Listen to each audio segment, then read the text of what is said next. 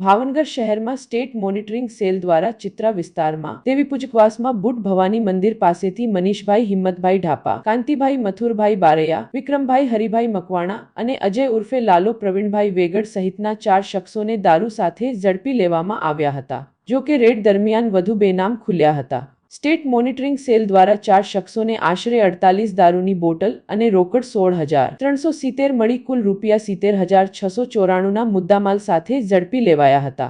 જો કે આ ગુનામાં અન્ય 2 શખ્સો સામેલ હોય જેથી કાંતિભાઈ મથુરભાઈ બારૈયા, વિક્રમભાઈ હરિભાઈ મકવાણા, જે ઉર્ફે લાલો પ્રવીણભાઈ વેગડ, ભરત લીંબાભાઈ ચાવડા, ઋત્વિક મુકેશભાઈ મકવાણા તમામ સામે બોરતળાવ પોલીસ સ્ટેશનમાં સ્ટેટ મોનિટરિંગ સેલ દ્વારા ગુનો નોંધાવ્યો હતો.